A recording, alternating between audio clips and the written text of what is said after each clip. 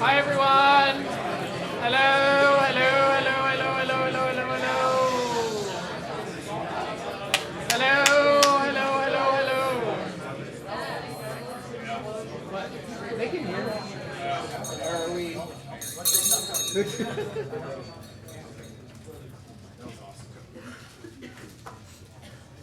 Hi everyone. Oh.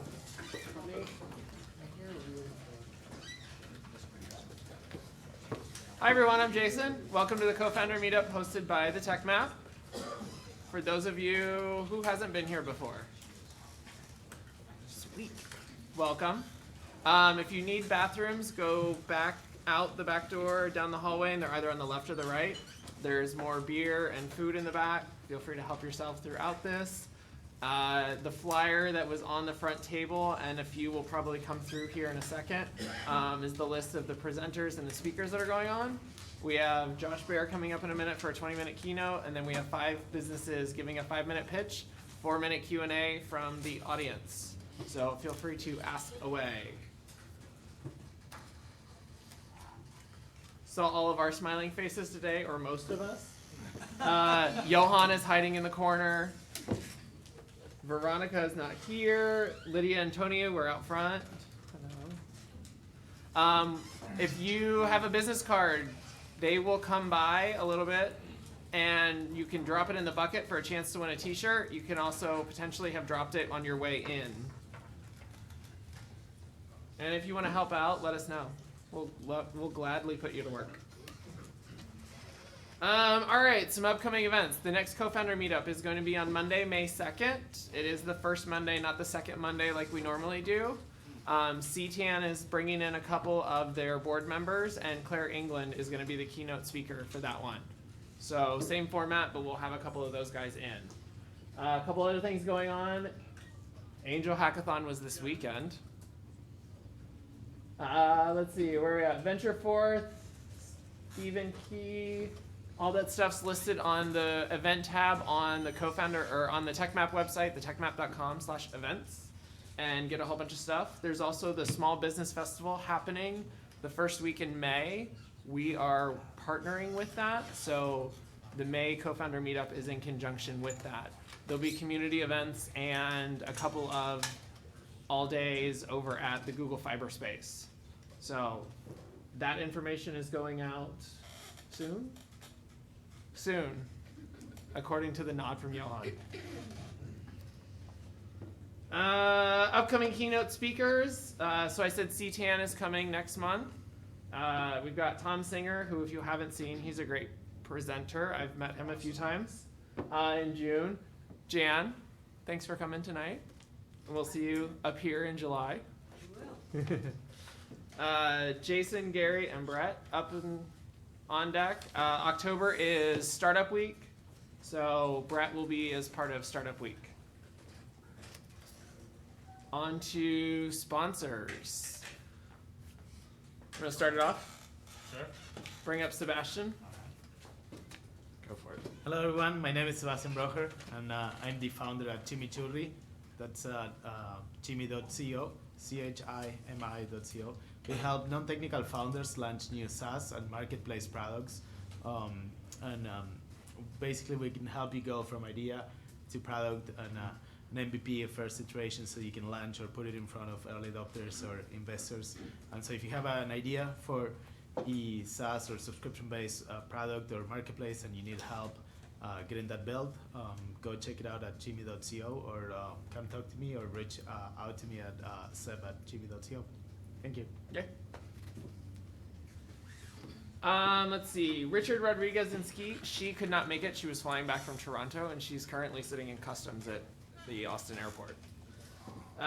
Who's up next? Golden Arm, you want to come up? Sure, yeah. Edit the video while you... Sure, yeah. Hey everyone. Well, first of all, Johan gave me a couple minutes to speak today since we're actually doing some more video collaborations based on the co-founder meetup now. And so I'm Alex Murphy. I'm CEO and narrative strategist at Golden Arm Media. And first I'd just like to ask a question, which is, how many people in here have had some type of bad experience with a customer service rep or someone at a company?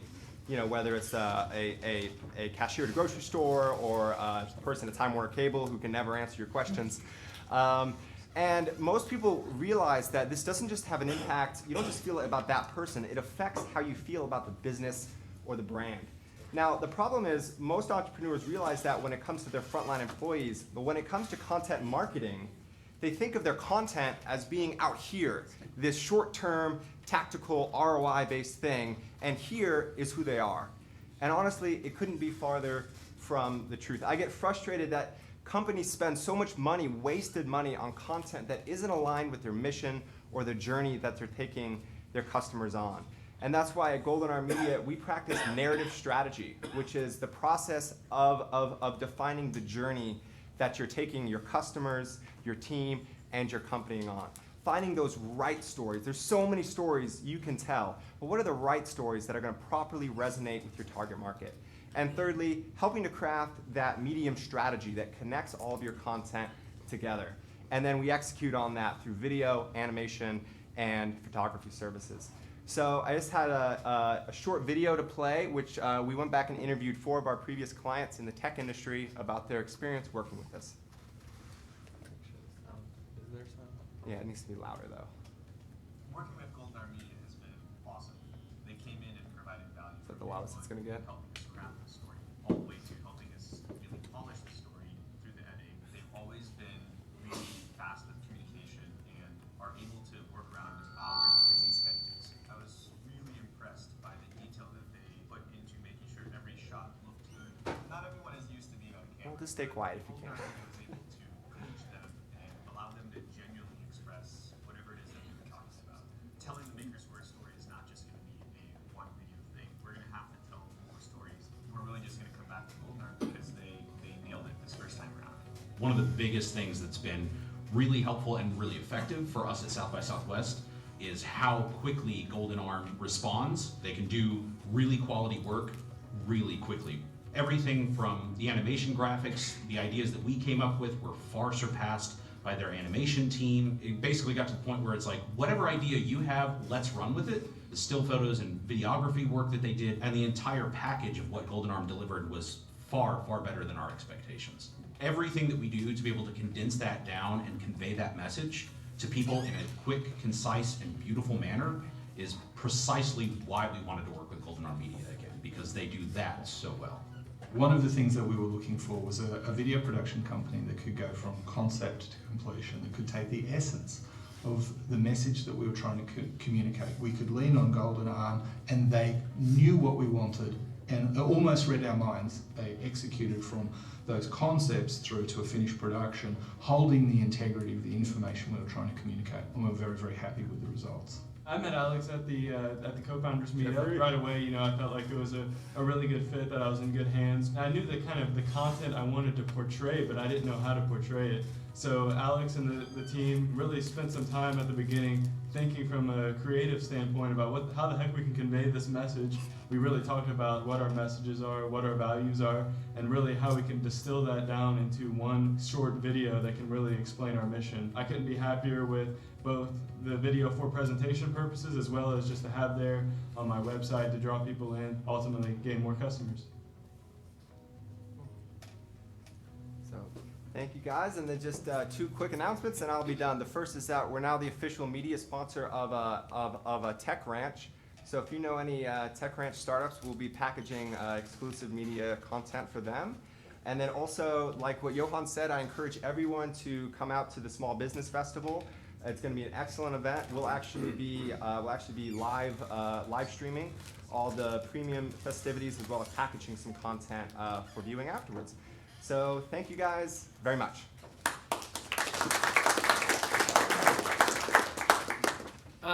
Next up, I'll go real quick. I have a digital marketing agency called the Fresh Idea Group. We do social digital. I spend more time asking you what your business goals are, who your ideal customer is, because chances are you may not know that question very well, and then providing them value so they keep coming back to you more and more and more as a news source instead of going to your competitor as a news source. Next, do you want to do TechMap and the other stuff for you? Sure. Cool.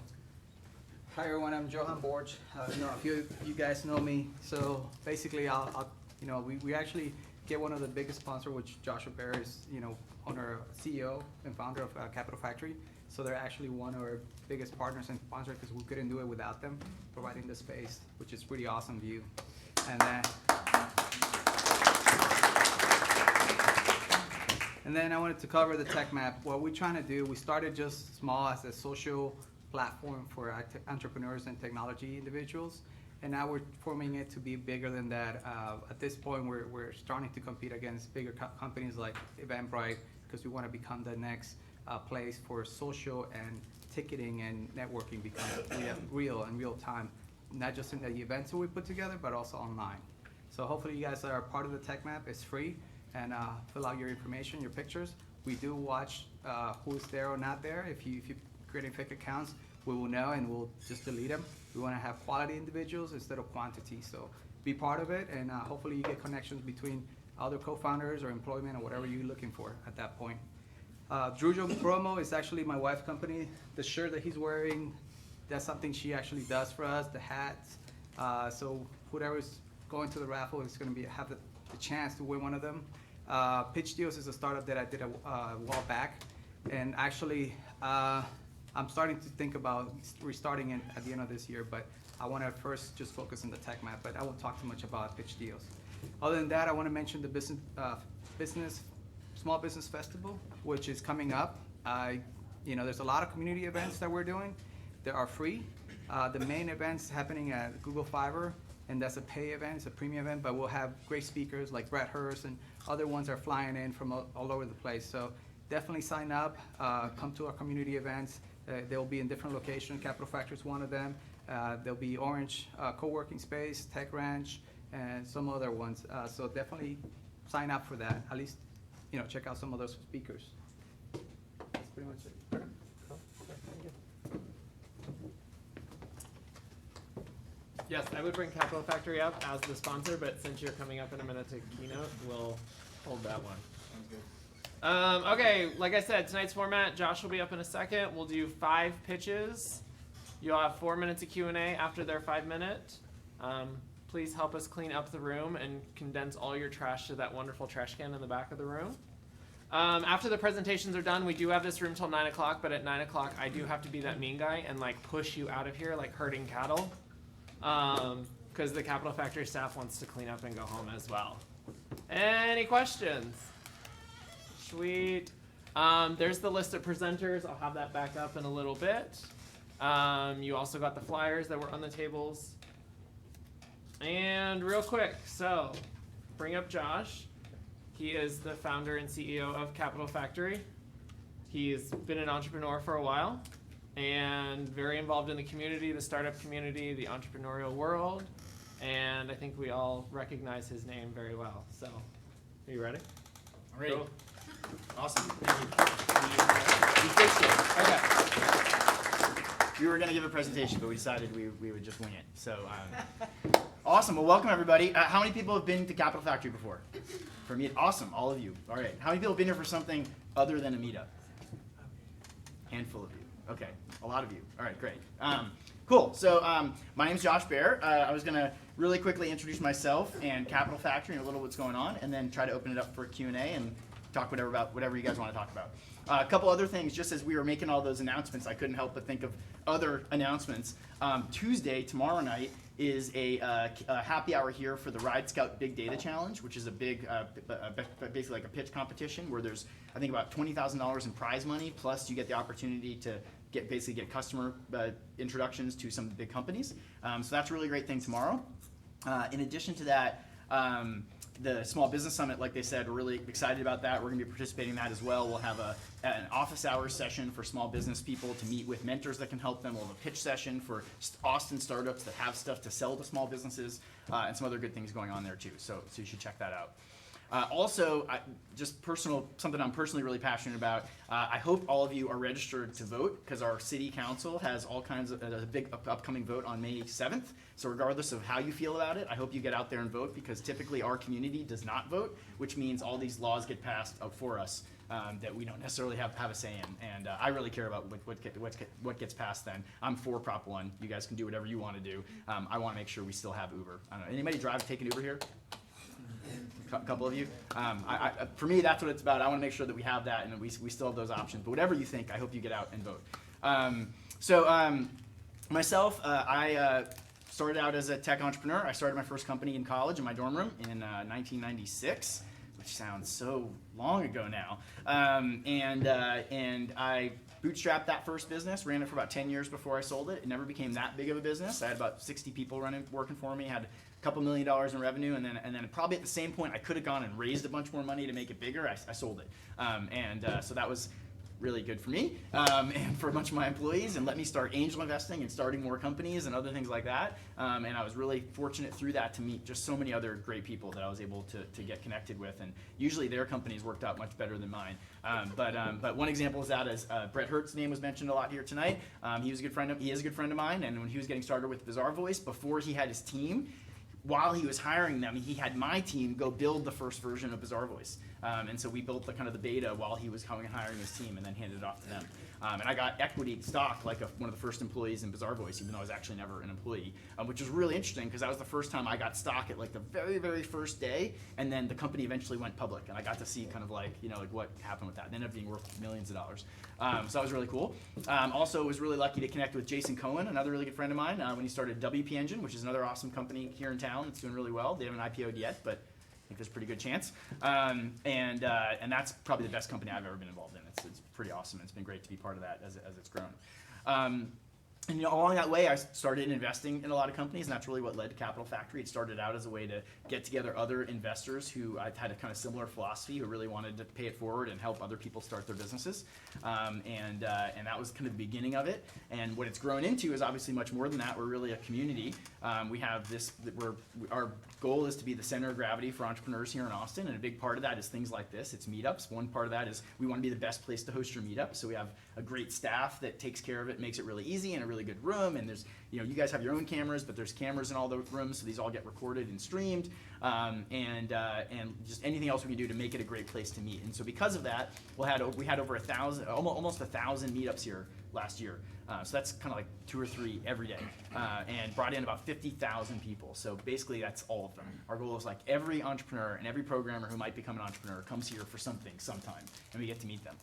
And then they might start working here or co-working here. And you work here, you probably could work anywhere. You could work from a coffee shop for free. You could work from home. Why do you come work here? And because you want to be surrounded by other entrepreneurs and investors and people and all this other stuff that's happening. And the other people that come here. Today we had the U.S. Department of Transportation here talking about the big Smart Cities initiative with one of the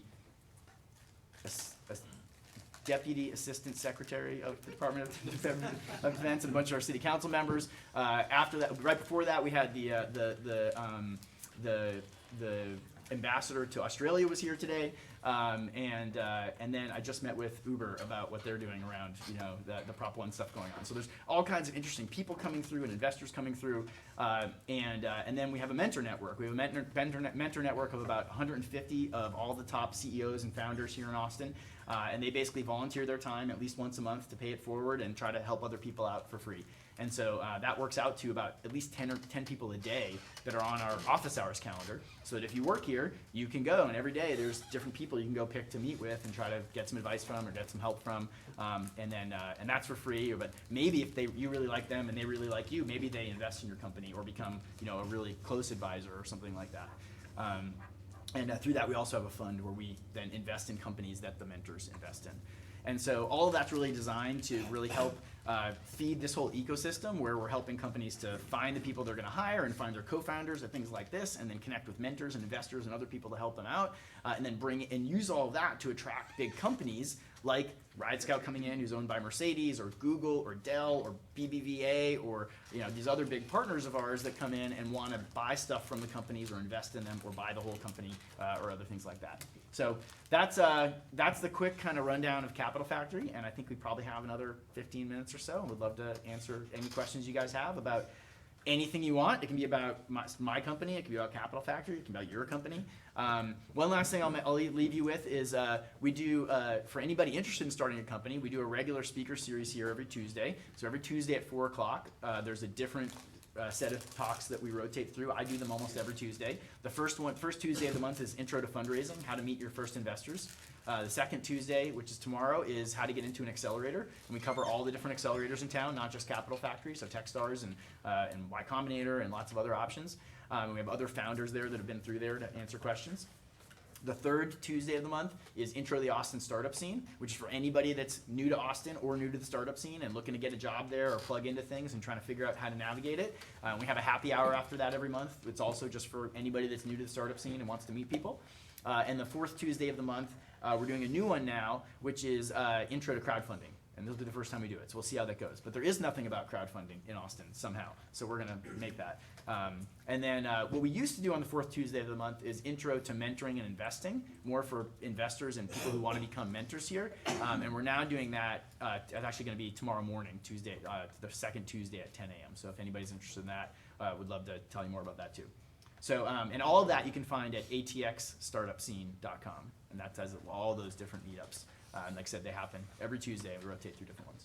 So Josh, one question I had, you mentioned that in Austin, you pretty much covered the entire entrepreneur, I guess, ecosystem or supply chain. The question is, for a place like Capital Factory, I mean, how do you see that evolving as the city grows? How does Capital Factory evolve as the city grows? Well, I think we're going to obviously evolve with it. Since we've started this 7 years ago, there's been, there wasn't really much going on, and now there's more and more every couple months and every few weeks, and we love seeing that happen and really trying to encourage that. We've been really supportive of other funding sources and accelerators and co-working spaces. Many of them we launched in partner with us. When Techstars launched in Austin, they launched from here. When Dream It launched in Austin, they launched from here. And that was actually really important to me. That was a really important sign that so everyone could see that we were working together, not against each other. I've gone over to do office hours at WeWork and support a lot of the other co-working spaces. So we really see ourselves as a catalyst and a supporter of that. Think this is definitely one of those cases where the pie gets bigger for everybody as Austin grows. So we want to continue to support that, and at the same time, like, our goal is to still stay the center of it, and really have the best events going on here, and the best people and startups working here, and the best network of mentors that can help those people out, and through that attract funding sources and customer opportunities and all those other things that come here through it. But I mean, Austin, we're in such a good spot. Like, Austin, I feel like the startup ecosystem is the best it's ever been. It's headed in a really good direction, getting better, and it's a rising tide kind of situation. That's the real challenge, I think, moving from linear growth to exponential growth. Yeah. Where did you get your shoes? So I mentioned I was at the Department of Transportation Smart Cities meeting today, and of course that was all about transportation innovation. So I had to wear my light up shoes because that was my transportation innovation. But these are from electricstyles.com. Yeah. Can you go into that meeting, the transportation meeting, briefly, and how the tech is coinciding and merging with the transportation here? Sure. So normally when the government tries to facilitate things happening in the country, they put together a bunch of money and they sprinkle it out in lots of little pieces all over to all these different cities. And what's different about what they're doing now is they put together a competition to say, hey, we're going to get $40 million from the government, and then they actually got Vulcan Ventures to put another $10 million on top of it. And I recently heard there's another $15 million that's been added on top of that. So they have this big bounty, and they say we're gonna give it to one city to really try to push that city forward on how they're innovating around transportation. It's around smart cities, but a lot of that's really around transportation to begin with. So they had a big competition of, I think 70 or 80 cities applied for it. They've narrowed it down now to the final round, of which there are 7 cities, and Austin's one of those, and I think has a really good chance of getting it.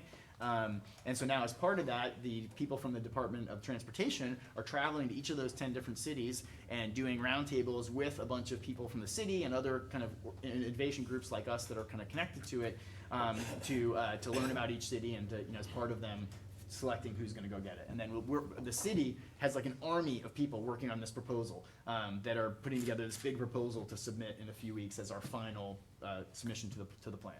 And so this was really about kind of showcasing off to the Department of Transportation the people from Austin and with their ideas and what they have to say, and it was kind of a big brainstorming session, really just to get them excited about what we're doing and show them how excited we were about it and that we really want it. So is that army of people that you just referred to, including people from the private sector, or is it mostly people? It's mostly people from the government and government organizations, because it's you know, Cap Metro, and it's the hospital system, and it's, you know, and those are really important parts of it, and those are the parts that the Department of Transportation is very interested in talking to. But they do have a number of people from industry pulled in there, ourselves, you know, being one of those. And so I'm chairing one of the teams that's co-chairing one of the teams that's working on that, and there's a few other people involved as well. So it's a good start. How about the team that came here? Are they all government people, or is there? That came today? I believe they were all government related, yeah. So they're still evaluating. Last couple of months, there's been a lot written about how Austin is having trouble attracting significant amounts of investment funding, basically. And I guess I was wondering what you can share about just your thoughts or any moves that are being made to increase the amount of available capital that's out there, so that folks like us can find them. Because it seems like those fish are becoming harder and harder to find. You know, I think it's all a matter of perspective. So I've been here for over 15 years. I came here in 1999, and I can tell you that things have never been better than they are now since I've been here. So anybody that's complaining about how it is looking back like 20 years, okay, to like pre-dot-com days. And maybe there were some things that were better then, apparently. But it sounds to me kind of like my grandparents talking about how great things were when they were kids, you know, and or how hard things were when they had, you know, walk to school uphill both ways or whatever. I mean, all I can tell you is like things are the best they've ever been. There's more access to capital. There's more VCs launching. There's more entrepreneurial support. There's easier to get money from outside of Austin than it's ever been. So I feel like, are things perfect? No, never. Like, and there's lots of room for improvement. And we want more investors and more investment here. Are things good and headed in a really good direction? Yeah, totally. Like things that, you know, and sign of that is, you know, new VC funds launching on a regular basis. Tom Ball from AV just launched his new fund, which is I think it's Next Coast Ventures. That's now the third Austin Ventures spin out of funds, which I'm sure we're going to see more of. So you know, the ecosystem's changing, but I think it's very robust and only getting better. And I only see more and more inbound interest from VCs and other people outside of Austin interested in doing deals here. You know, one thing I think you really have to keep in mind when you hear people complaining about not enough funding is, with all due respect to a lot of them, because a lot of my friends of mine and people I know, generally the people complaining about funding are the people who were told no by the people in Austin. And if you think about like the investor business model, right, its design is, right, we meet with 100 people, we tell 99 of them no, okay? That's the way investors work, okay? So if you just like poll everybody, like, hey, who thinks there's not enough investors?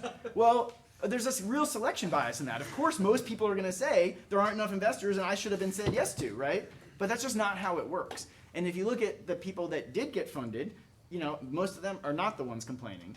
They're the ones saying, no, yeah, it's really hard. It was hard for me too, but like, that's kind of how it goes. And they won't come to this meeting. And what I can tell you is, you know, look, I see a lot of startups, like a really lot of startups. I have a pretty good argument to claim that I probably see more startups than anybody else in Austin, and more term sheets and more deals. And there is no freaking awesome company that doesn't get funded. Every company that doesn't get funded, I could tell you a couple reasons why it's probably not getting funded. Now, there are oftentimes where companies that have problems do get funded. You know, like not every company that gets funded is perfect, right? And so it's not like a black or white kind of thing. Like, but at the end, like I can look at it and I'm like, I know why that one didn't get funded. Like I might not be able to like write it in a blog post or tell everybody, but like, you know, like there's something wrong. Either the founder's kind of an asshole and like pisses people off. That happens a lot.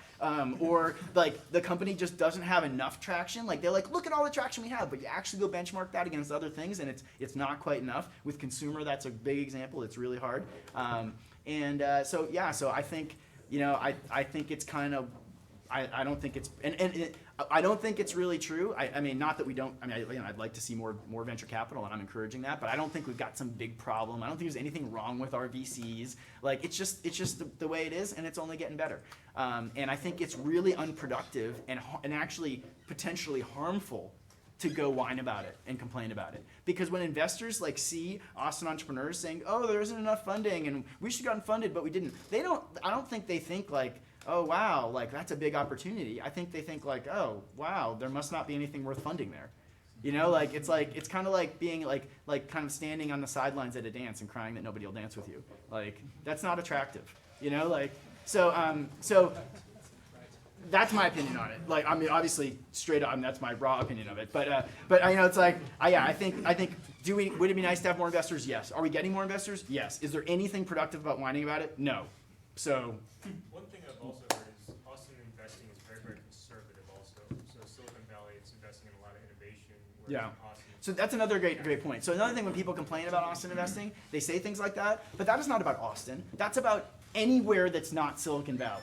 Okay? Like Silicon Valley is its own special thing, and there's some great things about it. And one of the things is they have a lot more investors, more than anywhere else. They have investors there who have made money on Facebook and Twitter and like things that were these bigger bets, and so that makes them much more likely to make those. And because there aren't nearly as many VCs, that means our VCs get to be more picky. You know, like they can be more conservative because they see a lot more deals and they get to pick the ones they go do.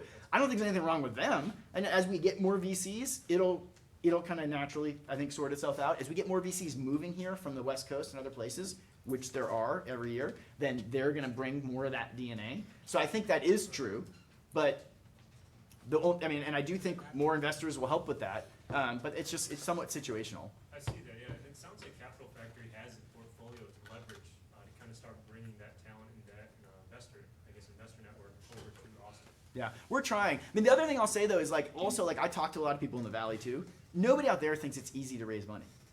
You know, like it's not like it's hard out there too, and there are those other kinds of investors, but that is really a Silicon Valley or not Silicon Valley thing. And if you go to anywhere that's not Silicon Valley, which I've traveled to most of them, I've been all over the U.S. and I've been all over the world to other startup communities, and I'm not vacationing. I'm like going to co-working spaces and accelerators and meeting with other startups, and I'll tell you, they all fucking wish they were in Austin, okay? Every single one. They're like, I can't believe I'm in Madison, Wisconsin, and they're like, oh, you know, places like New York City or Silicon Valley or New York City or Austin.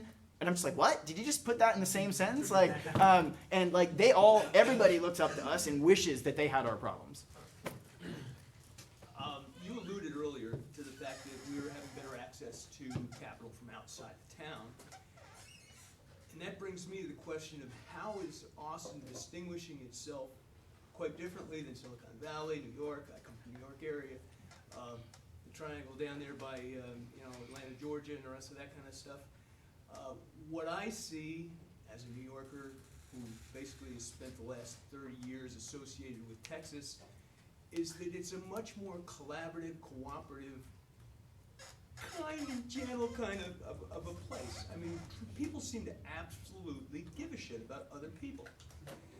If that's true, that's a distinguishing characteristic that could be enormously attractive to venture capitalists. And I would love to get your take on how you at Capital Factory, and I know... So how do we position Austin versus other places? It's basically working on developing our brand as Austin. Yeah. So I think what you said is definitely true. That is a common theme here. Is like we're in other places you might tell someone what you're working on, and they might tell you why it's not going to work or why 10 other people are doing it. And here you're much more likely to have someone say, oh, you should talk to this other person. They can help you, right? Or something like that. And it's a great thing about Austin, and I would kind of attribute to the rising tide mentality that we have here. When I talk to people, I don't think that's going to attract VCs. I don't think they're going to. The Kumbaya does not. I don't think that's going to be attractive to them. When I talk to people outside of Austin about why they should consider this and what trade-offs to look at, it's one that a lot of it's about talent. So it's very hard to get talent everywhere, but Austin is a great talent market that still compared to Silicon Valley is much less expensive and particularly much easier to retain talent. It's very difficult. If you are not Dropbox or like one of the hottest cool companies in Silicon Valley, it's very, very hard to recruit talent and get good people, and it's even harder to keep them. You get them, you pay them a ton of money, and then some other cool new hot startup comes along and they go jump to that other startup because that's Silicon Valley. And there's plus and minus to that, but here in Austin, one of the benefits is people are much more likely to stay working with you and not just jump to the next hot company. So talent, I think, is a really big part of it, retaining talent. Cost of living and cost of doing business is there. But the number one thing that we don't even have to sell, just everybody gets, is it's kind of a truism. We're the fastest growing city in the country for the past 5 years. Everybody wants to be here. And the fact that everybody wants to be here and they want to live here makes companies want to be here, because the thing that makes it an attractive place for people to move here and to work, it makes it, that's where the companies want to be. They want to locate places where talent's moving to and where talent wants to be. And so I think that's our biggest strength to leverage there. Doesn't that lend itself to the collaborative, cooperative genre that I want to talk about? Basically, I agree with that. I just don't know that that's the sales pitch. Like, I don't know that will convince them. My opinion. Yours. Try something else. Right? I read an article a couple months back about a VC firm from the Valley called Floodgate, and they claim they left Austin because of hostile city regulations.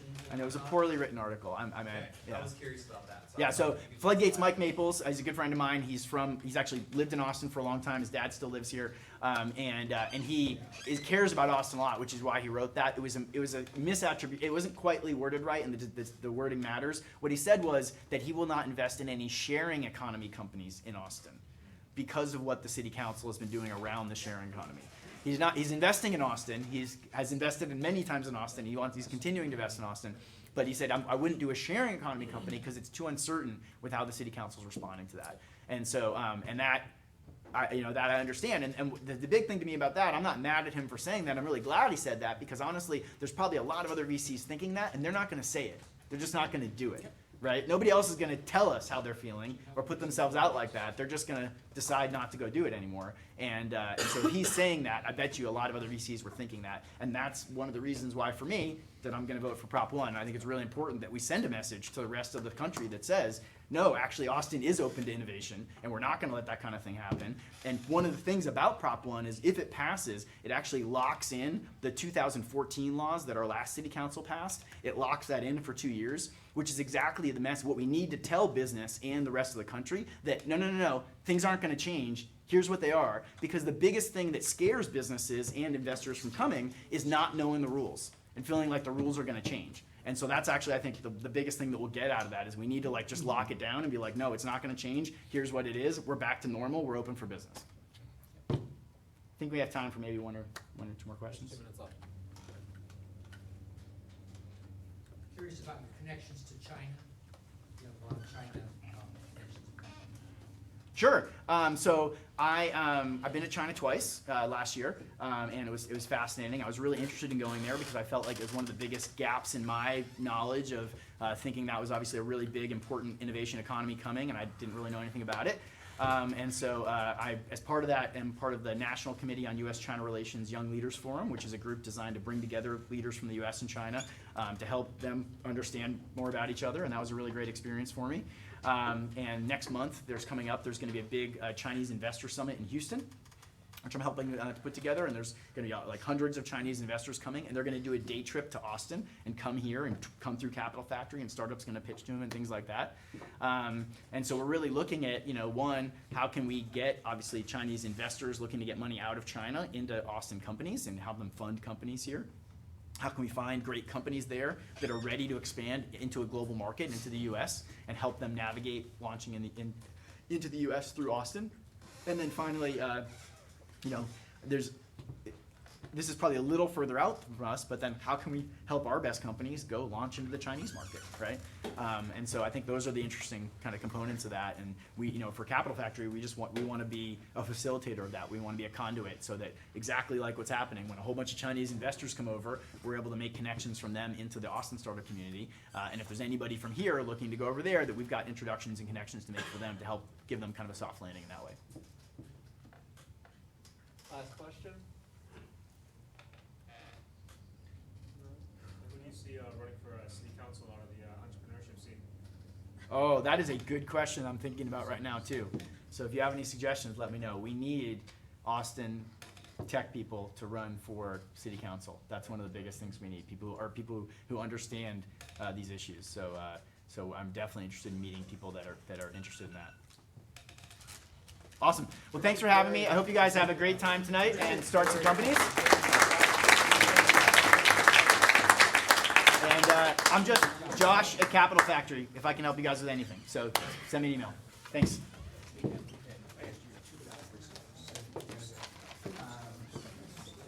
Alrighty. First up is Mike.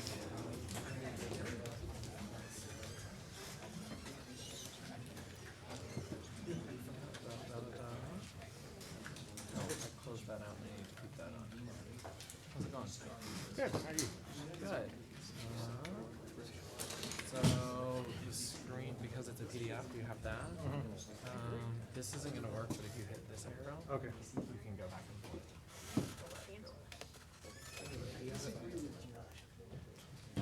Maybe up and down. Here, no, I just there we go. So just hit this one. Yeah, just hit this one right here, and it'll go back and forth. It's a microphone. Just talking. Just there's a mic there, and this is for the video, so you can go. Okay. And I'll be right here to give you a warning. Okay. Should I get it? All right. First up is Bite. All right. Hello, my name's Mike Little, and I'm the CEO and founder of Bite. And so, what is Bite? It's a new way to discover, a cool app that helps you discover where and what to eat. But Bite is a mobile digital marketing platform that allows restaurants to create dynamic content, digital menus and digital profiles to publish through a mobile device. And it allows them to connect in a new, exciting way. Let me see. So, restaurants are in the food business, not the technology business. And today, restaurants are having to deal with several different technology vendors to try to connect with their customers and try to bring new customers in.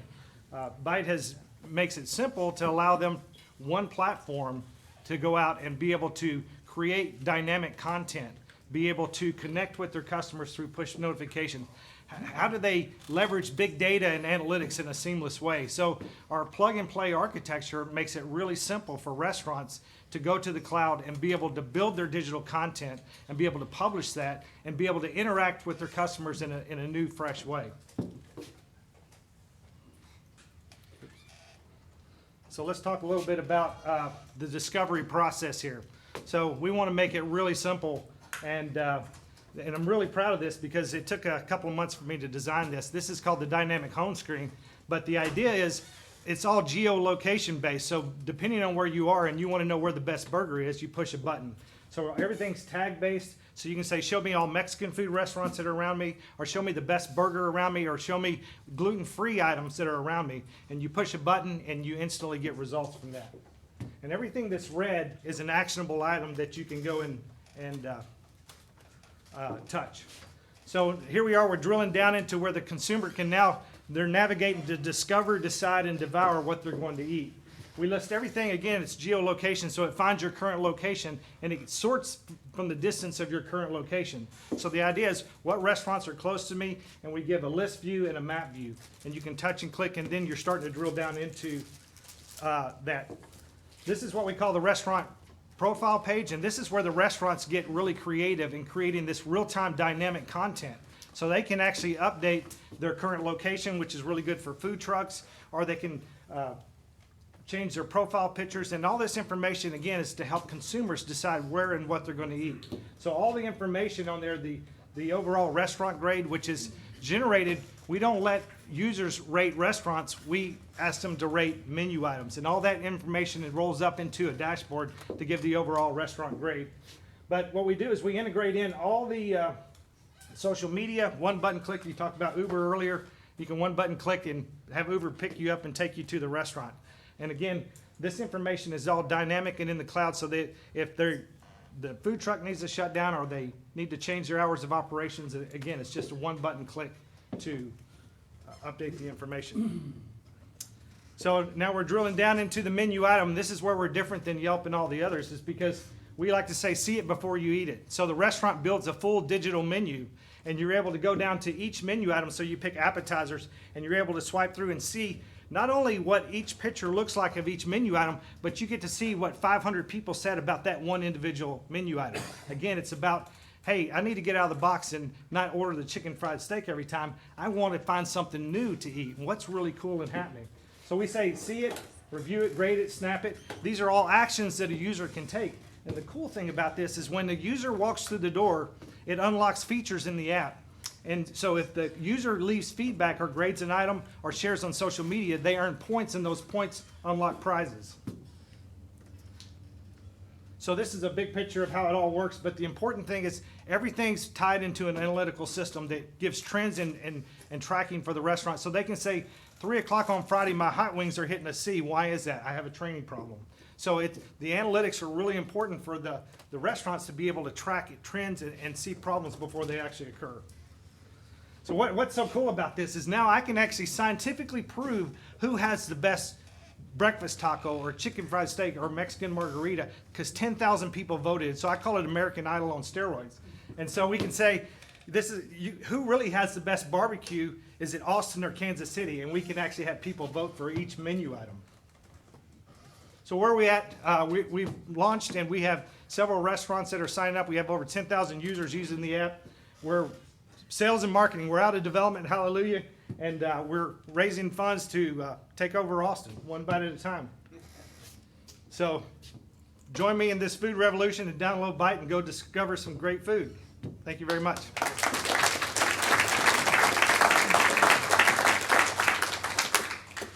Questions? First of all, I'm sad to see the last reason for getting the Austin Chronicle gone when you get into business. What's that? The last reason for getting a copy of the Austin Chronicle. But I didn't notice in any of this a comment about couponing. Oh yeah, Where so you we could push something You bet. to get the people in your. You bet. So the idea is there's a button in there called Deals Near Me, and the restaurants can actually build a prize, and right when you walk through the door, because I don't believe you should pay list price for any. In your mailbox is tons of coupons, but you got to clip them and you got to save them, and that's old school.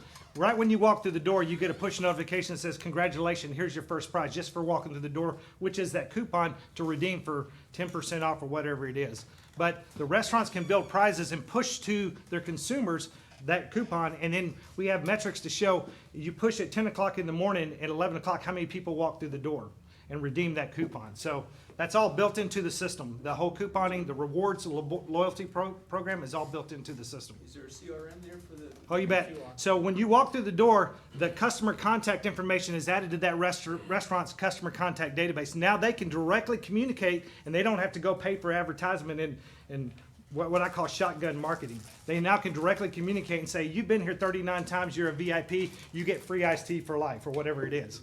So it's all built into the system. Is that BLE presence sensing that you're using? So you're talking about the geolocation? The Bluetooth low energy for when you walk in? Well, we're using mapping technology. We're not using the Bluetooth right now. Using the towers GPS. Yeah. So we have it down to 50 feet. So when you walk in through the door, and that's a really important thing. People say, "Isn't this just Yelp?" I say, no, because Yelp, you can't drill down in the menu, but Yelp, you can rate any restaurant, anywhere, anytime. And ours, you can't take an action unless you walk through the door, which is really important to the restaurants. So how flexible is the tagging system? One of the difficulties I have as I've traveled around from place to place is finding restaurants that might not be the usual handful of cuisines you'll find in the phone directory and whatnot. For example, we have several Ethiopian and several Persian restaurants in Austin, a higher concentration than one would normally see, in fact, in a city of this size. Yeah. To find them, I had to go through the phone directory my first night in town, and Yep. okay, that name's obviously Farsi, so it must be a Persian joint. So the beauty of this is our tagging system. We have the default, so you can go through and say, "Show me whatever type of we call that cuisine type," and say, "Show me the restaurants that are within a 2-mile radius," or you can drill down to the menu item level, which is the key level. So show me spicy paleo pizza, and it's all tag based, so you can really get refined in how you're looking for it's a discovery app. Because one possibility is to have app users potentially nominate tags. You bet. Sure, the owner should be able to, should have final refusal. Yeah. Well, give us some ideas. We're looking for how to make this even simpler. Is it just the restaurants that are part of your, that sign up with you that are shown when you look? Yeah. So our target market right now is the restaurant industry, and our core target market is 1 to 8 independent operators who don't know how to do big data analytics, mobile. We say, "Hey, let us be the one-stop shop. You don't have to deal with 15 different vendors. We'll take care of you from." What's your revenue model, and do you have to actually, as a restaurant, do you only list the restaurants that pay? So that's a good question. So the revenue model is the restaurants pay a subscription model, and we have 3 basic subscription package, basic, deluxe, and premium. And it starts off at $50 a month for that base package that I mentioned earlier. And then our adoption model is we actually build restaurants, and we started a photo contest. So if you download Bite now and next week we're going to turn on this photo, you take pictures of your food, you can win prizes. And if you leave feedback and you share on social media, that enters you more into the contest. So we drive people to the restaurants and say, we drove 200 people to your restaurant, and this is the feedback they gave, and this is the marketing they did for you. Oh, by the way, would you like to sign up? So we build the restaurants, we drive consumers, and then we close the deal. Thank you. All right. Thank you very much.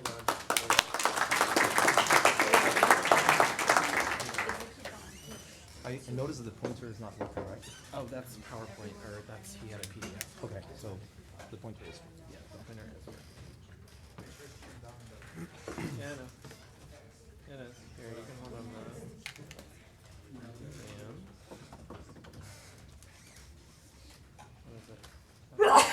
What is it? Bless you.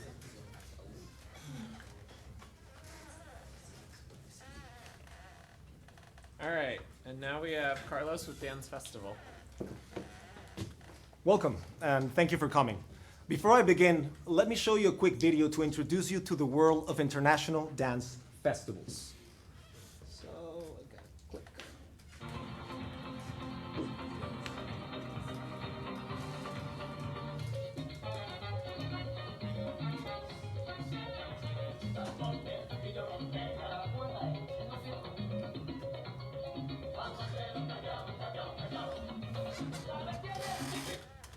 And that, my friends, is just but a glimpse of an entire week of fun. Now, it's amazing, right? What about this picture? It was taken on one of those boat parties. Don't you love the energy? I hope you all agree that this guy seemed to be having a blast. Well, let me quickly focus on this guy at the very front. I hope you recognize him. I'm sure you do. I know him very well, so let me introduce you to him. Meet Carlos. He's a 34-year-old festival goer. Like most of us, he has a full-time job, but in his spare time, he dances. It is truly a passion of his. He frequently finds himself traveling to other cities, even countries, to attend these events.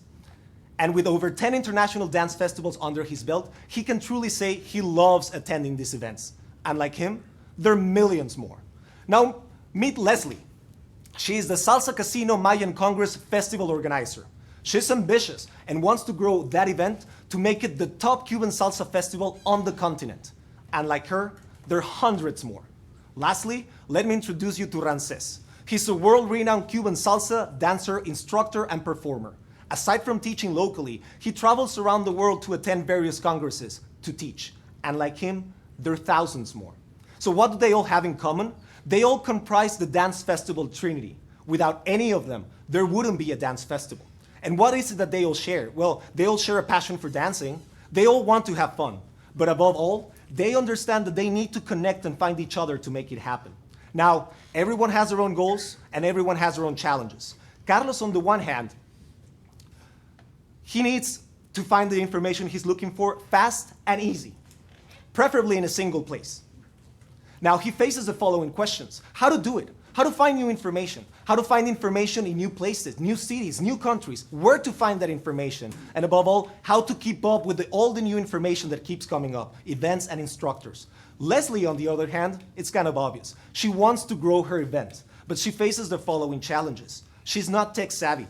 She does not have the time, the knowledge, or the budget to efficiently promote her event. And lastly, she struggles or simply does not know how to reach customers outside her direct network. And lastly, what Ramses wants, he wants customers. He wants to be known by both. Unfortunately, he also has obstacles to overcome, like how to do it, how to reach new customers, how to find time to promote himself when he has to be out there dancing and teaching to make ends meet. And of course, he might not be tech savvy either. So what is it that they currently do to overcome these challenges? They spend valuable time searching, browsing, asking friends, trying to find and connect with other users just like them to get recommended yet another webpage or Facebook group to find the information they want. Believe me, I know the pain, I have been there. Information becomes too granular and connecting with each other highly inefficient and expensive. In summary, what they all want is a simpler, faster, more efficient way to connect with each other. And that is how dance festivals came to be. Its goal, to become a true global dance community for all dance styles around the world. It aims to bridge the gap that exists between one user and the rest of the community. And to make it a sustainable and profitable business, I have already identified various revenue streams that will come from paying customers, the organizers, and instructors. Now, this is just but the first stage of an entire project regarding dance festivals. And so what are some of the benefits that I'll bring on this first stage?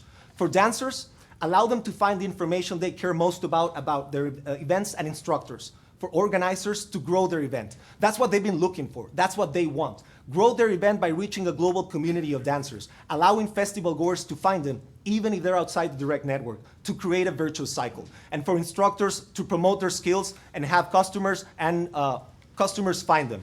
Now, how am I going to do it? Some of the features that my competitors don't have is allow the festivals or instructors to host all their information about the resume and event in a single place within the webpage and tailor it however they want. But most importantly, affordable and targeted advertising, allowing them to promote their event however they want, choosing from various options according to their needs, their goals, and their budget. And what is it that I'm looking for? I am looking for someone to dance this tune with. I'm looking for talented co-founders and web developers who will help me build this product. I'm looking for people who will be thrilled and engaging with this exciting community.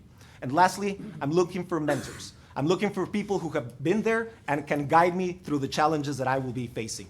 I'm looking for someone to teach me how to two-step in a world of country. And with that, I'll leave you with my contact information, and I'm happy to take your questions.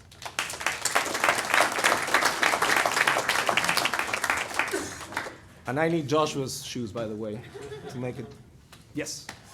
How do you let people pick musical styles? Because there's a million of them. No. The fact is to create a community, and if, for example, I started with salsa, I now dance over 10 different styles. I would join this community, and I would search through advanced filtering whatever festival that I'm interested in. I'm looking for a salsa festival, I can search salsa, it will show me different locations, I can filter into different countries, I can filter into different styles within the salsa. Yes, that's very important, advanced filtering, yes. Nobody dances here? Yes, Johan. So why you picked the name Dance? I guess I don't know, because your name is Carlos, so why not Carlos Festival? So dance festivals and the way it's spelled, thank you for the question. There was one day I was looking for dancefestivals.com. It was taken, too bad. But then I just decided to translate the words dance in different languages. And it happens that this way to spell dance, it's the way you would say dance in like 5 or 6 different languages. So I thought it was great fit because it is dance in different languages and it sounds exactly the same as the English way of spelling it. So yeah. So right now what I'm doing is I have a landing page. I just recently starting to gauge interest. I have talked to different organizers. Leslie's a really good friend of mine, and I have others. And they're all interested. So I launch a landing page. I'm trying to capture leads for organizers, instructors, and dancers. I have, thank God, after traveling for so many years, and I know a lot of people, they all are really looking forward for this. And Facebook, word of mouth, at some point, I guess, Google Ads. But my main thing right now is word of mouth. So I have my friends in other countries sharing this link on their dancing Facebook groups. So, but the thing is that it's just too granular. It's everywhere you gotta go. It just takes forever. For example, during the summer, I was going to Europe. I was trying to find places to go dancing. It took me hours to find those groups and to find the people who will put me in the group or admit me, approve me in the group so I can post. It just takes time. Yes, at the very end. Yeah, thank you so much for coming out tonight. I just have a quick question. I was wondering if you could explain further the paint install. So one of the things I noticed is that you mentioned 2 things. That you're going to launch search different dance festivals, different countries, and filtering out. But that functionality is already covered by Google. And you mentioned you're going to connect people to the community. But a lot of that's already done on Facebook, where you can join a group, for example, Salsa in Austin, and have that be in a Facebook group. So I was just curious, like, what is, if you could explain further the Yeah.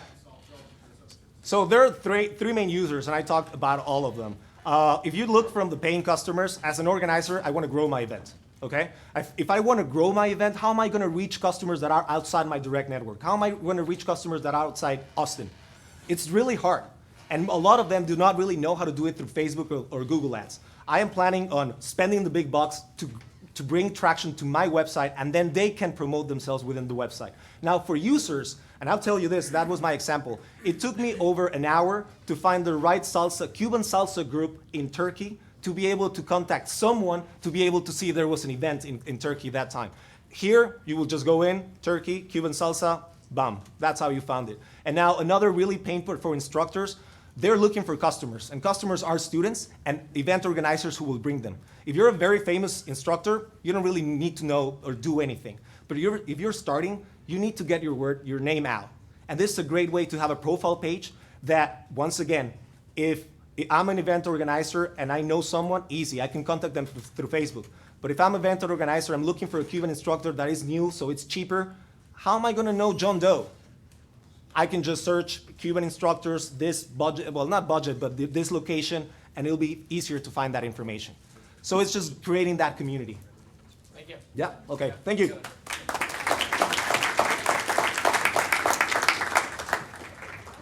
All right. Vroom is up next. Lydia's gonna walk through. If you have business cards and want to drop them in the bucket, she's gonna be coming from the back. And one quick little sponsor shout out is to Burrow, who delivered all the food and beverages. So Johan and I didn't have to go to Sam's Club.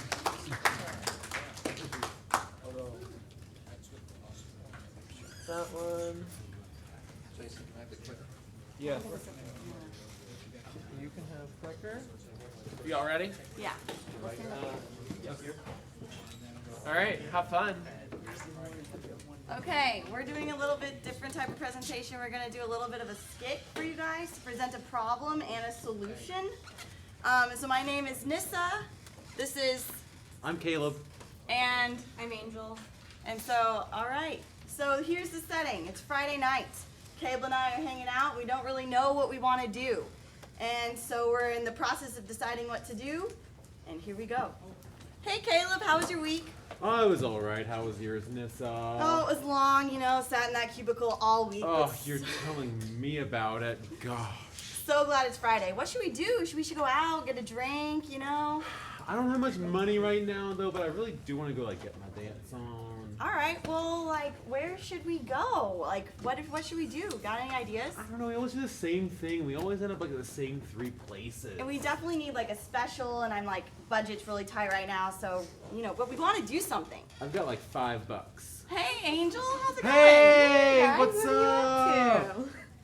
Oh, we're trying to figure out where to go tonight. It's Friday. We can't think of anything to do. Okay, well, have y'all checked out Vroom?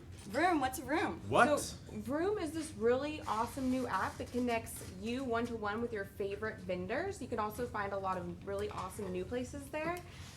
Each vendor has their own mobile homepage as well as any specials that they have going on. It's constantly being updated.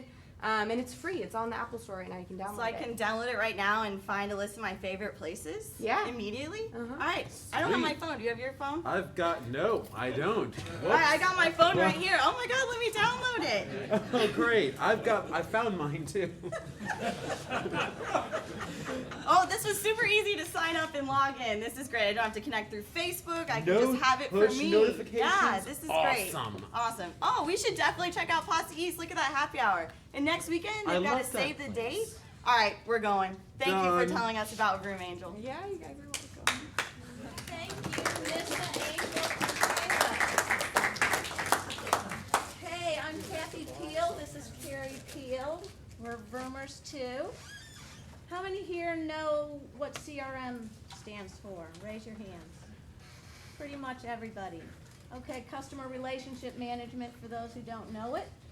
It's when the vendor manages the customers. Want us up here? Oh, sorry. So, Vroom is not CRM. Vroom is VRM, vendor relationship management. How about if you get to manage your vendors? That's what this is all about. You get on-demand advertising, and the vendor gets to not have to follow a moving target, but they become the target. Okay, with the Vroom app, as you see, we have all the vendors up there. You decide you can put them on your favorites list. They update. I gotta go fast. Okay, what else do you wanna know? It's an easy 5-step process for the vendor to update and put their ads on here. They get a mobile home page, they get as many specials as they want. There's no programming needed. And we're selling it door to door right now, but I have other ideas like getting you to download it and go to your favorite vendors and walk in and say, hey man, you should be on this. This is cool, it's a cool way to get it. Okay, we love algorithms, but they're symbolic and finite, and it doesn't get you what you want when you want it.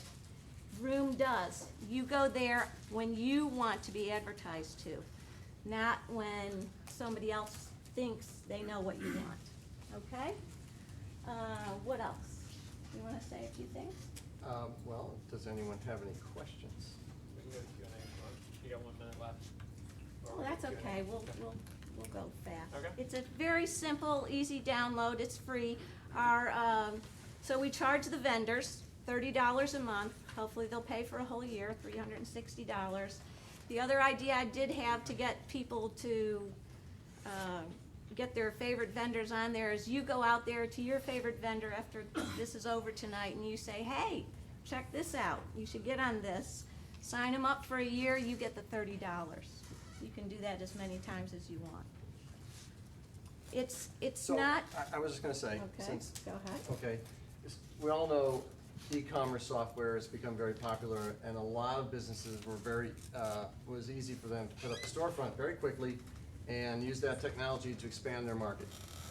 There's a lot of small businesses still that people actually go to. They need foot traffic, and so, because they're not gonna FedEx a pint of beer to you. So for those smaller businesses, there was no technology play, really, other than things like Facebook, which is, it's hard to find things in there. So Vroom creates this platform where you can get exactly what you want. The vendor can put up whatever they want. They can put as many specials in there as they want. One of our customers, we had them up there earlier, the Posse. Anyone ever been to the Posse? Posse East? They gave us an interesting problem.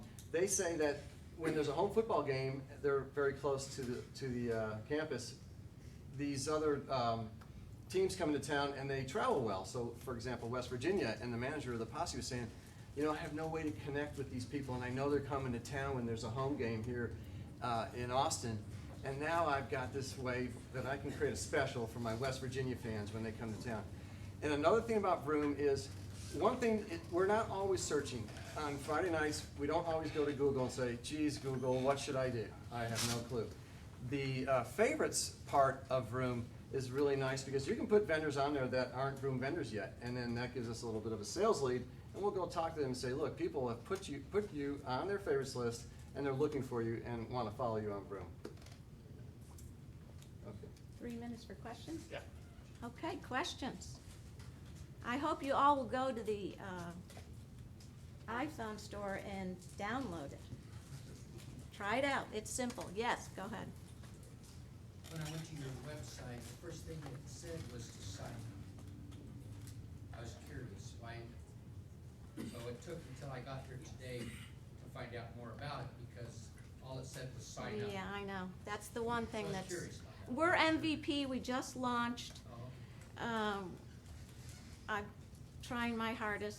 We've got a Blame nice him. design for that homepage, it just hasn't been implemented yet, yeah. Well, you know, sign up, but you don't know what you're signing Yeah, up for. we know that. We know that. Yeah, that's for the vendors. It's designed. It's just not implemented.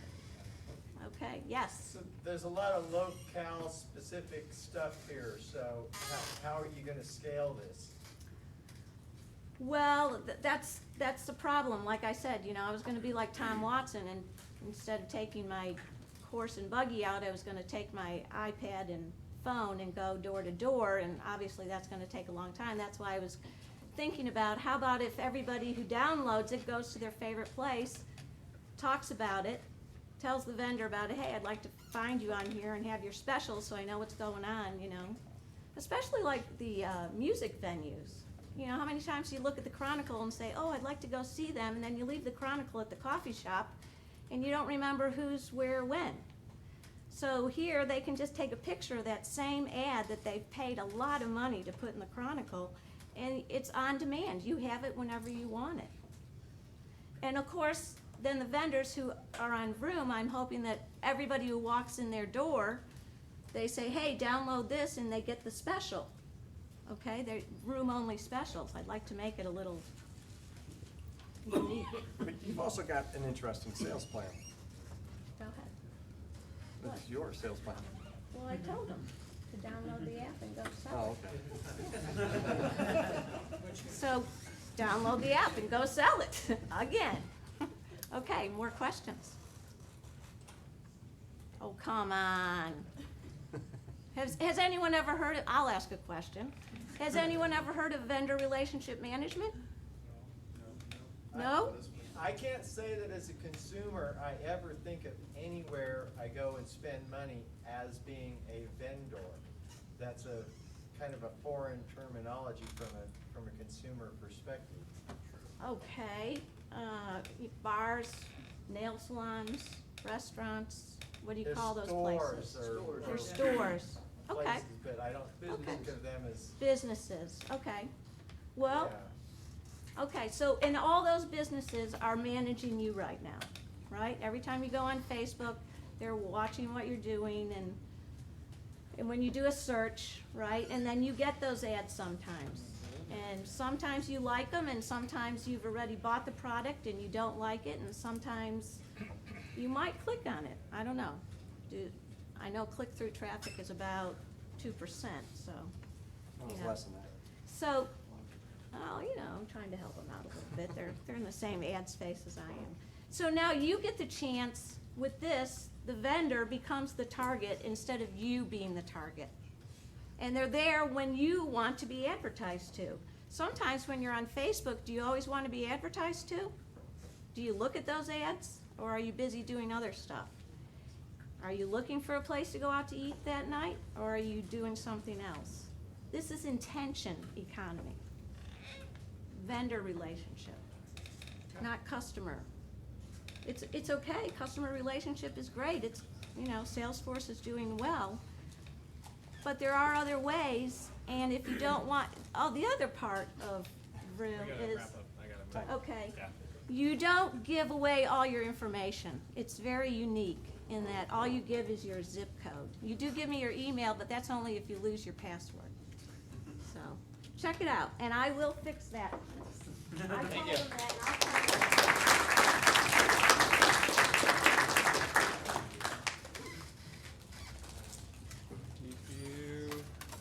Mike, one cup?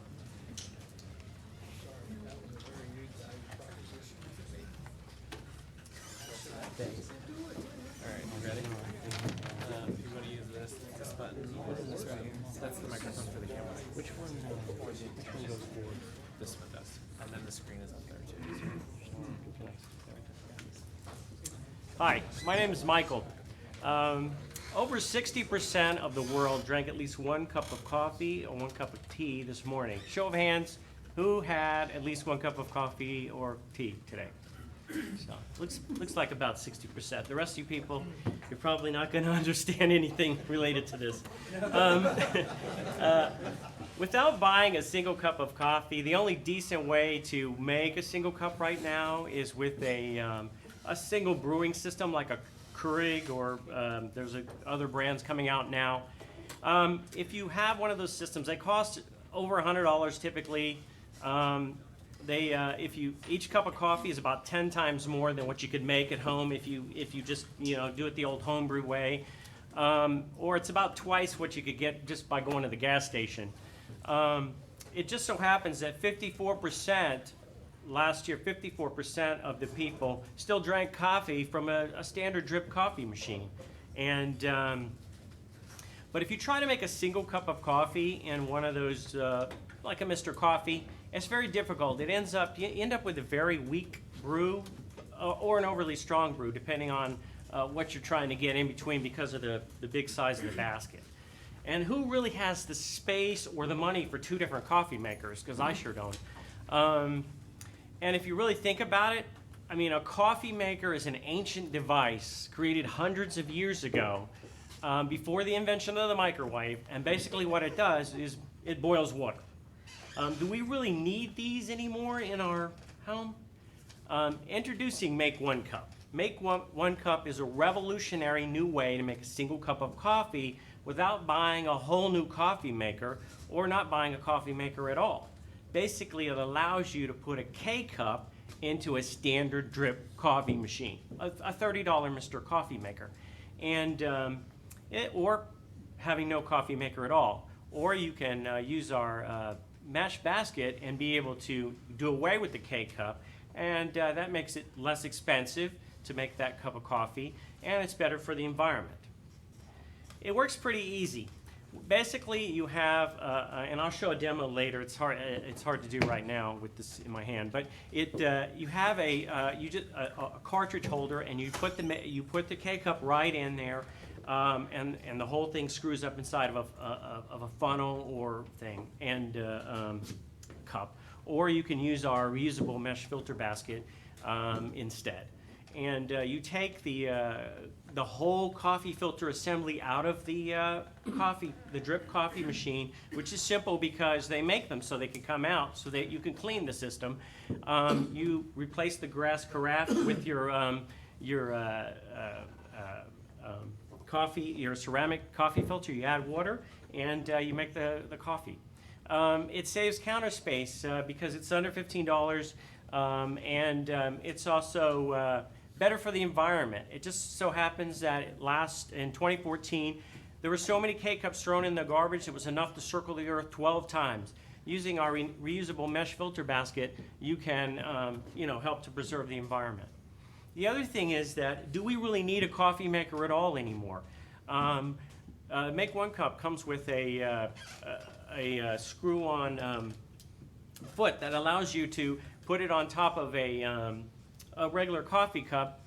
You add a cup of hot water from your microwave or from your campfire, and you have a cup of coffee right there. So it makes it portable. It makes it great for dorm rooms, hotel rooms, offices that don't have a coffee maker, so it's more portable. What I'm looking for is money, as is most people here. I'm looking. So if you have money, if you know someone who has money, if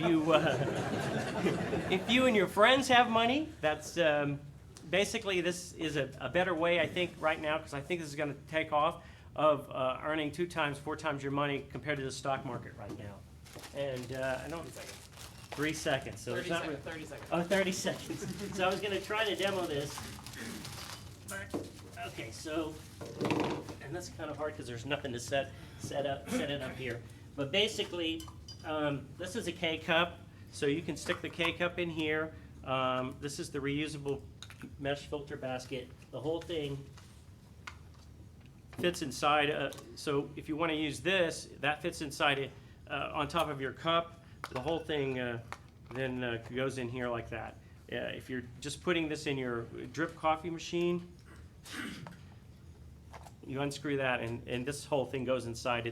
It's built like that to take exactly the amount of space that an average drip coffee machine has. It works in about 70% of the coffee makers I've tested it in, including the Mr. Coffees and all the standard ones.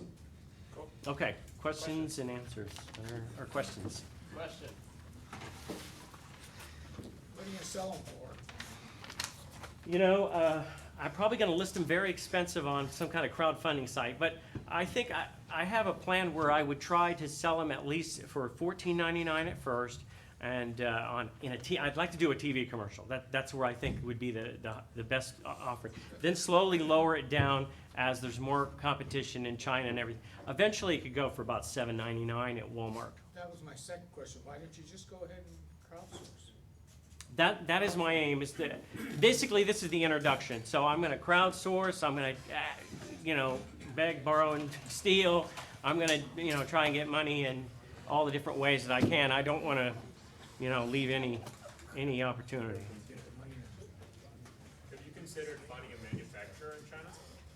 I've already looked at several manufacturers, yeah, for different parts of the pieces that would go into it. Most of it's going to be plastic injection, but there's an O-ring. There's some other parts in there. So I've got a couple bids from a couple of companies in China and as well in the United States as well. What spurred the creation of your idea? I was trying to get off of coffee, and you know, I felt like if I could just slowly get down to just one cup and get off, you know, I could get off of it. That's essentially what I was trying to do. How's the quality of that compared to the K-Cup maker that cost you the $200? It takes about 30 seconds longer to make it, because it has to go through a process where, you know, that injects it blows it through and injects it, but actually it doesn't really speed it up all that much. So it takes about 30 seconds longer through a Mr. Coffee maker, and it's pretty similar. It's pretty similar because of the way this thing works. It actually, the water doesn't go straight in. It actually, you know, goes in 3 or 4 different directions. That's your key. That's why people buy that expensive coffee maker, because it's better coffee. I don't think it's better than trying to put it in a single drip coffee maker, but I don't think it's better than this because it's really comparable. Because this also lets the water, it has a 6 millimeter hole and a smaller hole at the bottom. So at first the coffee goes through really quickly, but then it starts building up, giving a double circulation time with the particulates. So in that respect, it's better than that type of coffee maker. It should save you for the coffee alone. What's that? Because I buy a $15 reusable cup for our K-Cup thing, and I put in what I can buy at H-E-B. It's gotta be cheaper for the coffee.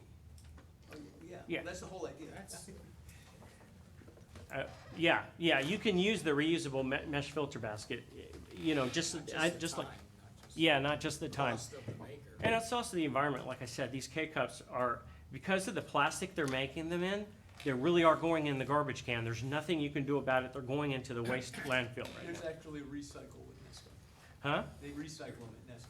Yeah, if you take off the aluminum foil and do certain things, they'll, At Nesco, they just take them, they do all that for you. okay, I haven't heard about that. There's plenty of articles. There's actually, Save the K-Cup websites on this.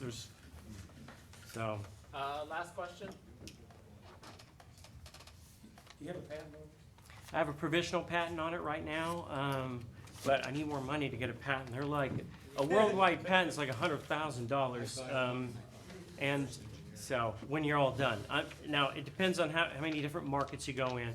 A U.S. patent is only like 10 or 15, 20,000, but if you want a worldwide patent, it's a lot more. Well, thank you.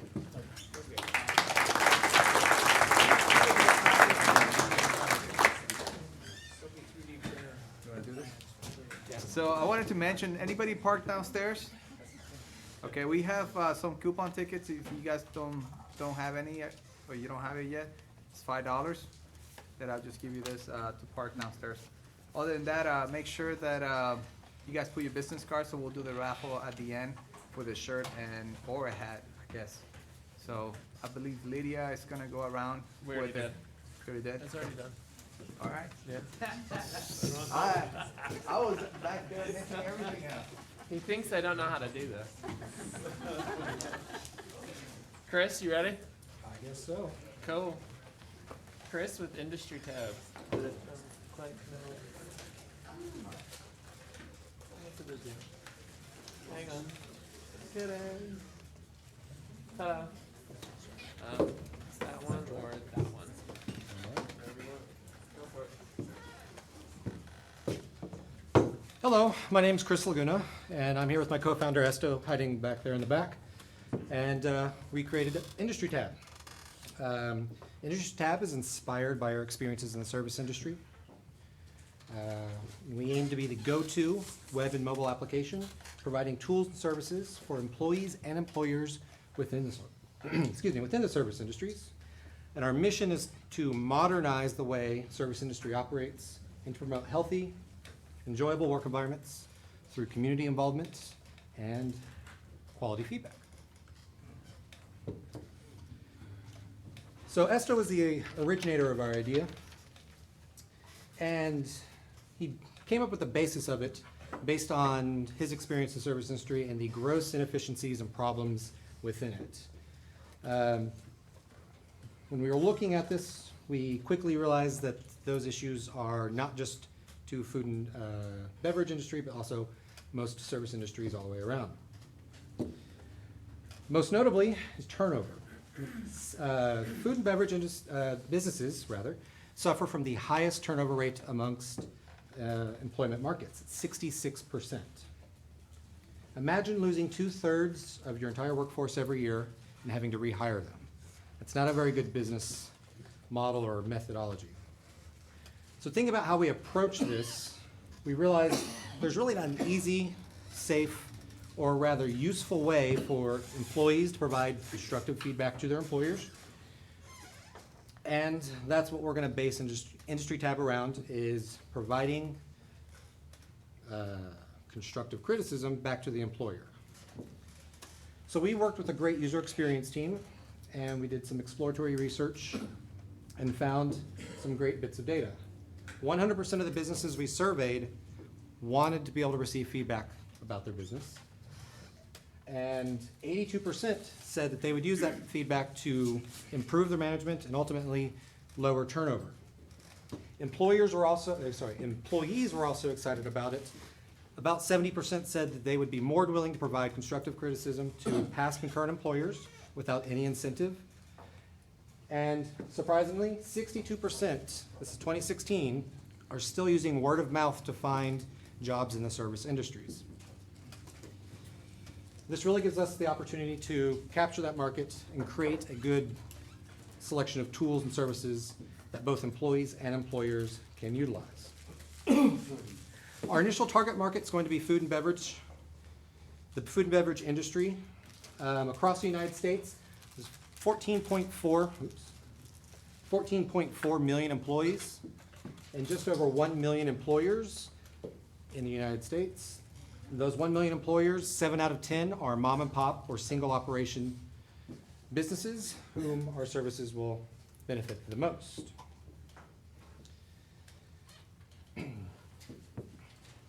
Looking beyond the service industry, we actually can go, or looking beyond the food and beverage rather, we can go into the rest of the service industry, and ultimately we'd like to go beyond service industry into markets like retail, where we can really get more numbers and get more employees across the US.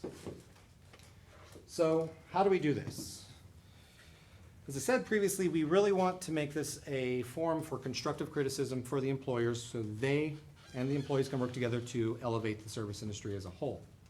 We do this by collecting quality data, and in short, this means for employees, we'll provide a job posting, a place where they can find jobs, and employers can then recruit for those jobs and use that feedback. I want to be clear in that when we're talking about employer reviews, we are not Glassdoor, we are not Yelp. We have a method of collecting this data that allows us to get very granular data in a complete touch interface that prevents the user from having to type out a review. This makes it easier to manage this content. It makes it easier for the user to provide this data for us, and it also allows us to deploy it in multiple languages. 25% of the service industry is actually Spanish speaking. There's no services or tools for them. So this really allows us to go out and get everyone in that industry. So we want it to be free to use. We're going to launch right here in Austin, and we're going to focus initially on capturing the review data. We can then pivot, use that review data to go out and target businesses specifically and get them on board. We'll use subscription services or a la carte offerings that allow them to buy job posting advertisements, advanced analytics, and eventually hiring tools as we mature the data. Currently, we are self-funded, but we're looking for investors, developers, and mentors as we move along and start moving towards a MVP product. And we're specifically interested in developers with experience in both app and mobile, app and browser-based environments based on our markets that we're going after. Cool. So for that, questions? Question? Who's gonna use this? So it's for employees and employers in service industry. So primarily starting out, we're gonna go after the employer. You've worked in a restaurant, a bar, and we wanna get your feedback based on your current and past experiences within the service industry. We can then use that data we capture from them to give it to other employers so they can go back and see, you know, how is it working at this restaurant? It's really good, it's not so good. We can then use that to leverage the employers for posting jobs or even to help them elevate their reputation and make it a better, more enjoyable place to work. Yes? So I do coaching for entrepreneurs and people who want to become entrepreneurs. Maybe you could talk a little bit about what your challenges are and what you need help with. Absolutely. So challenges. If you have a restaurant that doesn't necessarily have the best reputation and I walk in there and say, spend money with me, people are trashing you on my website, it's not going to work. So that's where we're really going after getting the trendsetters. In Austin, we have a really great community, food, beverage community. It's pretty progressive. We actually already have key partnerships in place with businesses we can use as examples. Thai Fresh is some of those, is one of those restaurants. So the challenge for us is convincing an employer to subscribe or buy our services on the other side of it to basically generate revenue for us, but then also provide services for them. They commonly use Craigslist to post jobs. It's expensive. In some markets, San Francisco, it's $75 to post a single job. We can really undercut those prices on that, and we can give them much better services and much better tools that they can use. The answer? Any other questions? Yes? What's your assessment of the different obstacles dealing with restaurants in the local sphere versus the corporate sphere? Sure. Business models are very different, and I know I've heard friends working, for example, in the corporate side that complain about being hamstrung by policy. Conversely, I've heard more of the is it me or is it the employee stuff coming out of the local. Sure. So, like I said, 7 out of 10 of the restaurants across the U.S. are single unit mom and pop, but there's obviously a large portion of those that are chains. And so for chain restaurants or even restaurants that may have a group of investors, they want some insight into what's happening behind the closed doors, what's happening in the back of house. So we can actually tailor surveys for a particular restaurant if they want us to, for a particular chain. We can provide a lot more analytics and insight via our review system. It's granular. We can break it down very specifically in categories. How's management doing? How's compensation? How's benefits? How's workflow? Things of that nature. And so we can get down and find out what it is that particular corporate entity is wanting to find out, or if we already have the information available to them, we can provide that to them as well. And for its mom and pop businesses, the small ones where they don't have any insight or any marketing teams behind that, we can provide some resources to them at a much more attractive cost that will benefit them as well. Last question? Yes? Have you considered providing this to larger corporates, let's say tech giants like IBM and Incubator and Samsung? Because the loss of employees, the turnover of employees is very expensive to them. Yeah, absolutely. So yes is the short answer to that. So we're starting in service industry because it's, for us, it's going to be the easiest to get into. Now, when we start expanding beyond food and beverage, we talked about in hospitality and moving into retail and other markets like that. There's a lot more tools that we can take even offline to address some of those issues directly, whether that's even going into a particular business and doing one-on-one surveys with employees. We can use the same methodology we're using in the app version of this in a face-to-face or even a custom case situation that we can go into basically any market, any employer, and find out what it is specifically they want or give a broader picture. Awesome. Thank you. Thank you.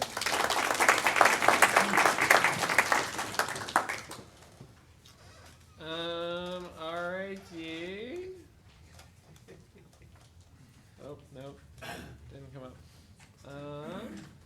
There it is.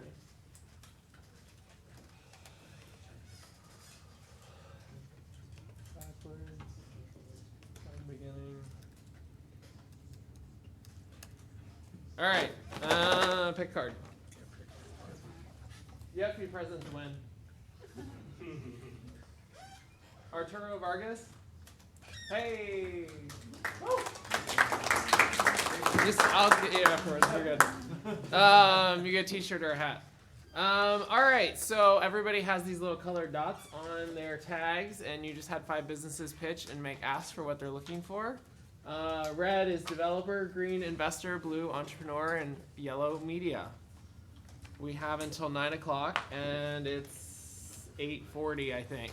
So, hang out, we'll turn on the music, and I'll kick you out in 20 minutes. Thank you for coming. I already did. So he didn't come here, but I gave him a shout out. Here, that too. Huh?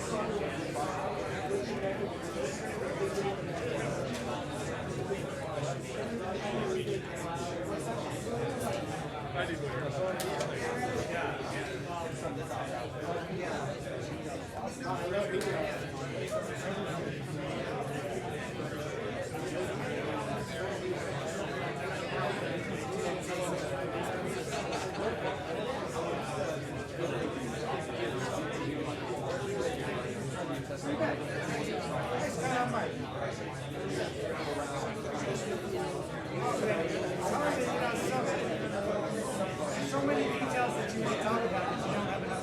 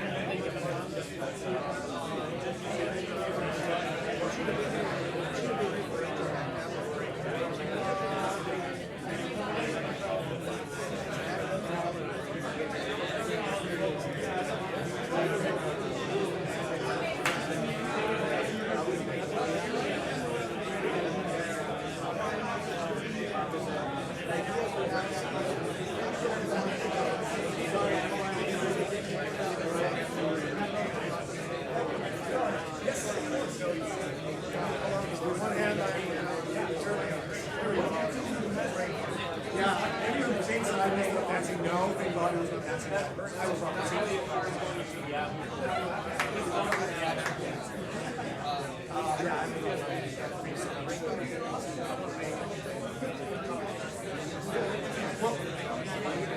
the fact that I've been living here for 2 years, I kind of know my way around without having the application.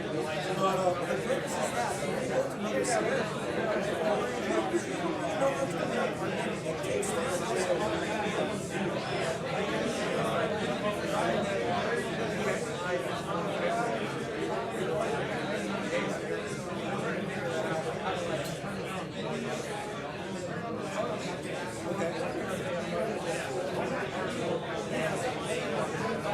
one day, we'll have all of them. I want to start with the communities that I know gather a lot of people with festivals. And I'm so proud to make the rules that can be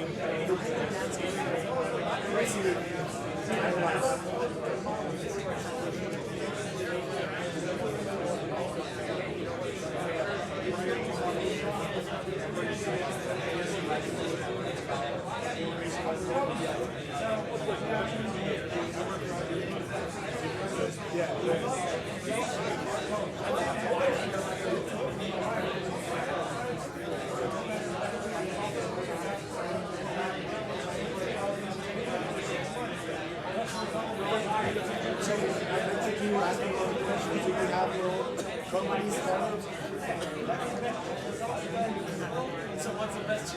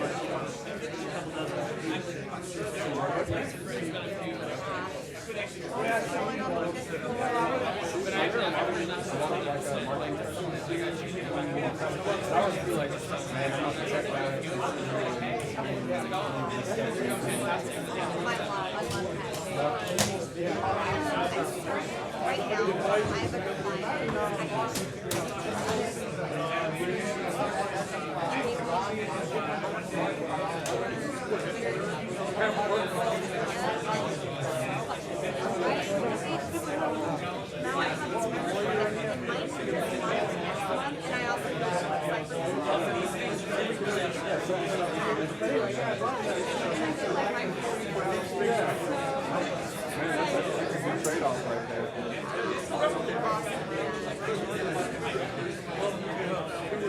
I didn't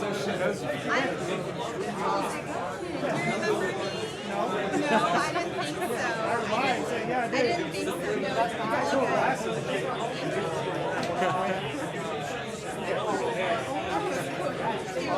I heard you do some educational meetup. Yes, and I emailed you. Like a long time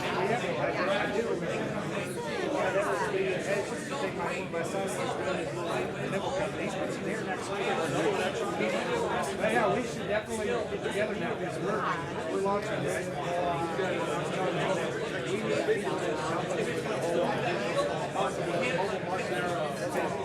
So we will get them going. Awesome. Yeah, I was telling Tyler, like I am right now I'm doing repacking, which is the analytical side of marketing. So growing the users and but yeah. I do. I have your card and then I gave him my card.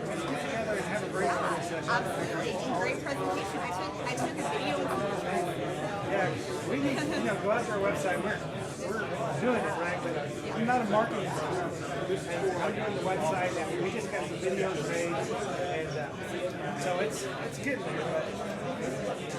But it's one of those things, one bite at a time, right? I like that. I see what you did there. I see what you did there. Awesome. Good to meet you. Well, it was nice to meet you. Yeah, good to meet you. Yeah. And nice meeting you. Take care.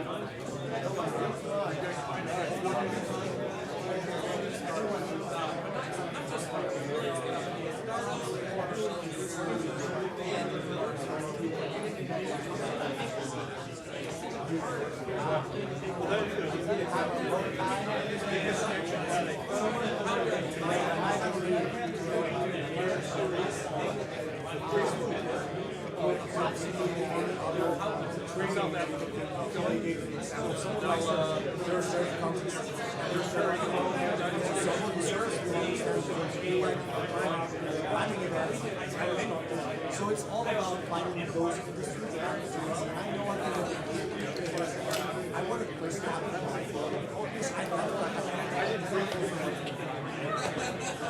And then I can just replicate what I do.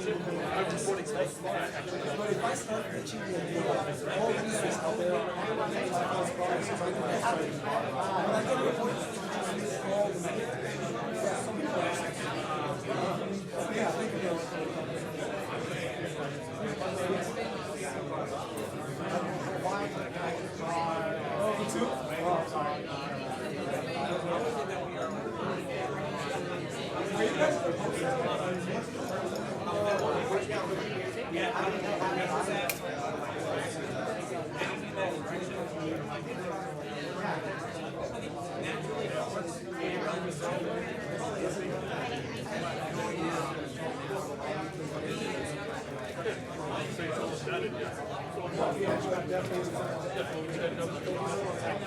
Very cool. Well, nice practice.